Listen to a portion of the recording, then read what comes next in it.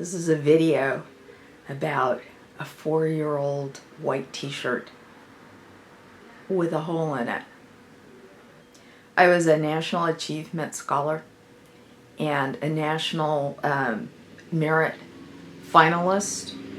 I've described to my husband how aware I was of being nurtured like a little flower in a special little garden for the smart kids. I've described to him how I felt like we were all being ghettoized, and I don't mean that to refer in any way at all to race. I'm from Lincoln, Nebraska, and when my family moved to Nebraska in 1964, there was a 3% black population. And I received special treatment because I was an A student. There is a sorting and classifying of people that starts happening in grade school, I believe.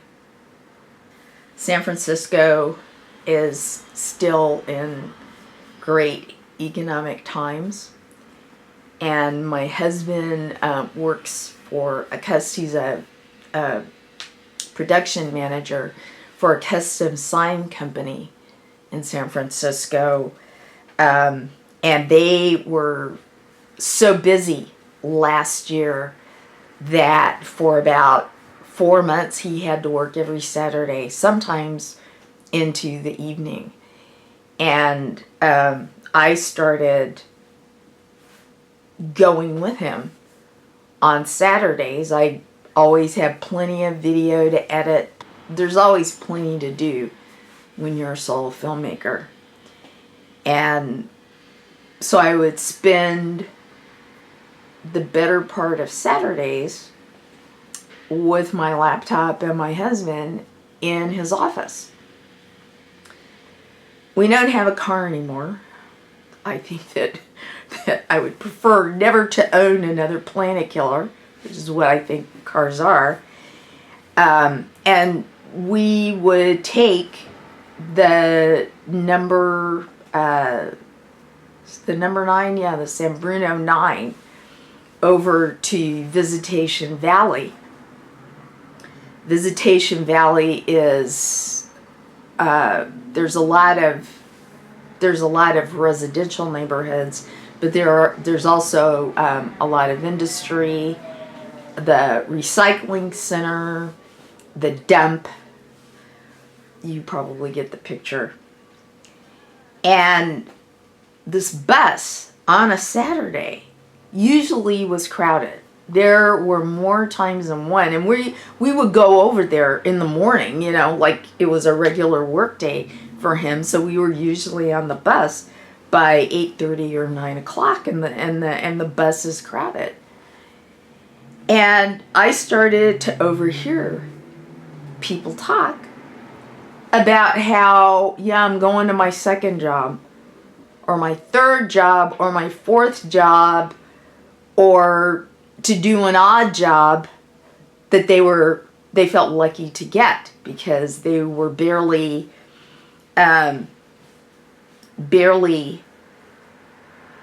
keeping their heads above water. And it was illuminating and shocking for me. We live in a part of San Francisco that has apparently gone through different incarnations, where it's like a middle class neighborhood, and then it's a wealthy neighborhood, and then there's projects, and then it's a middle class neighborhood again. And right now, because of the boom in San Francisco, and because there's so many internet related and software related companies that are less than a mile from our neighborhood, It's booming here, and there's a lot of money in the pockets of people who walk around this neighborhood. We're not rich, but we're not poor. We're not worried about having to get a second or a third or a fourth job, or it was very illuminating. My husband and I started a theater company.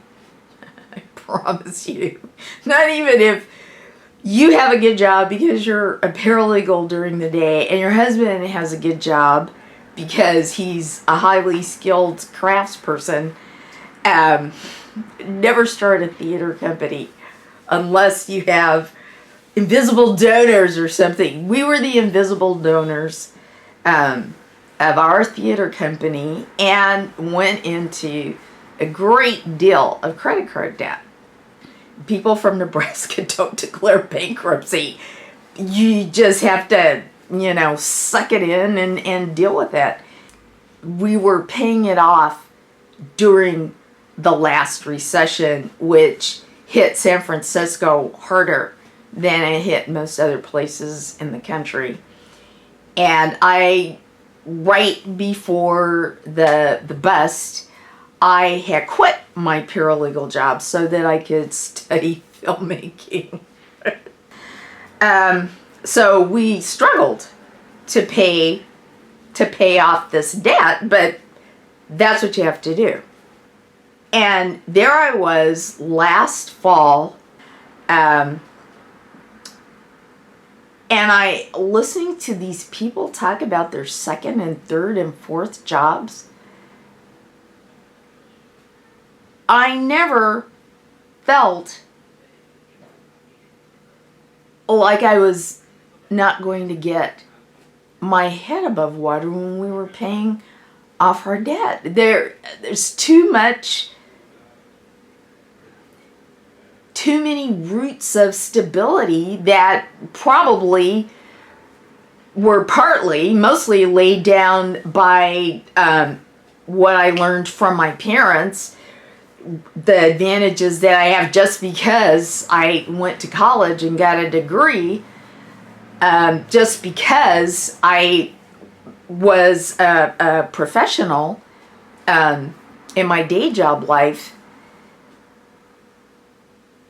I just, it was astounding to me that at our worst time of debt, of paying off the debt, when not only was I not able to get any freelance work or temping or anything, but they would cut back my husband's hours at work. And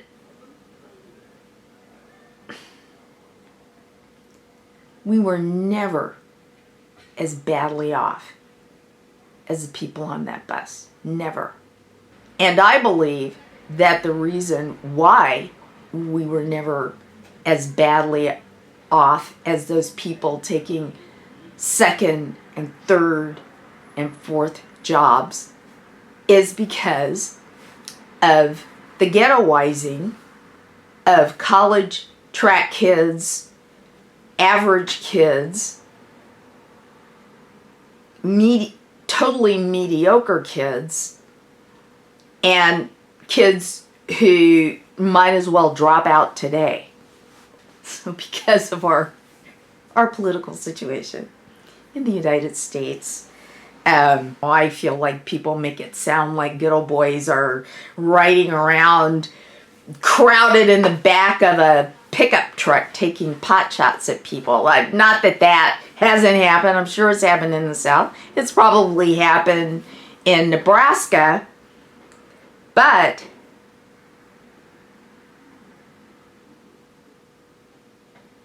I know there were people on that San Bruno bus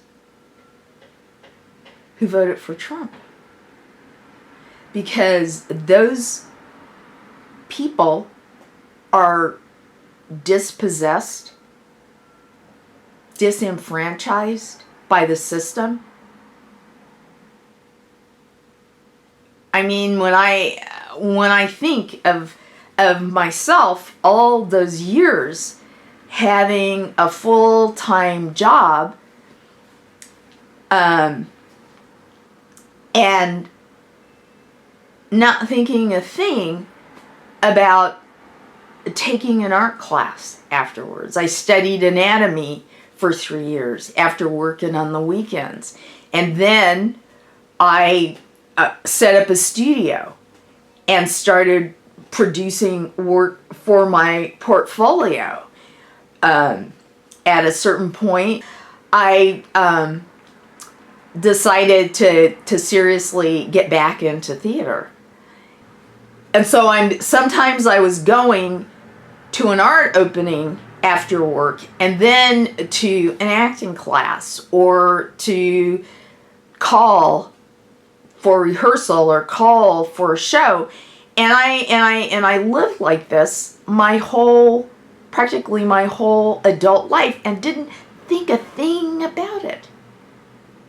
And I actually got paid a bit more often than I was lucky that way. I'm not like I wasn't making nearly as much as I was making a paralegal, but I was at least getting stipends for what I can't imagine the people on the San Bruno bus would call anything other than a luxury, that I actually thought I could do that. It didn't occur to me that I couldn't do that I couldn't live that way, that I couldn't have the kind of life that I want. Ever since riding the bus, which was during the heat of the presidential campaign, I've been trying to put myself in the shoes of a person who probably ghettoized into mediocrity, into that little herd of people in grade school or junior high or high school. What do they feel when they do something like go to Macy's to buy makeup? Which I saw somebody like that in Macy's today when I went. I don't know if you can see the whole. It's not. But this is one of the t-shirts that I'm going to throw out today. I see this woman who's shabby and looks embarrassed, looks stooped.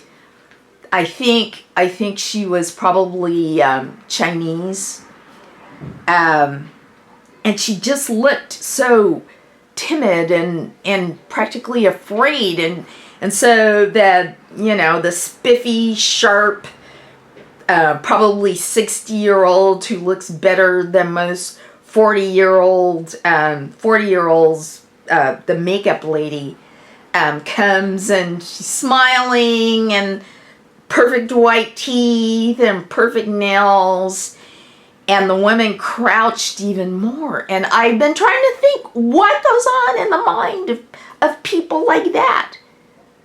People, how are they affected by our culture? How are they affected by the way they've been ghettoized? And I mean, I don't dress ostentatiously. I wear a white t-shirt or a black t-shirt, leggings, and boots almost every day. And I don't look rich. But the boots aren't cheap, and poor people know how much that stuff costs. I'm always surprised to get a look from some white woman who obviously is poor and shabby and maybe has never been able to spend very much at the dentist. Well, just kind of look at me, you know. And it's that look like, what makes you think you can do that? Why would you spend that much money on boots? Why would you think at your age that you can wear that lipstick? Because that's the way she's been ghettoized. If you buy this, you'll be good enough. That wouldn't even occur to me. I watch commercials like, I mean, it just, that situation at Macy's, that really hit me. Here's this woman, and she's like fodder for some spiffy, shiny makeup lady. I'm sure that poor lady at Macy's wound up spending probably more than she could afford, and probably more than she ever would have intended to spend if there are good old boys crowding into the back of a pickup truck and driving around taking pot shots at people. I have to tell you, I kind of get it. I understand. And something in our culture has got to change, or we're just totally broken and busted and can't be fixed.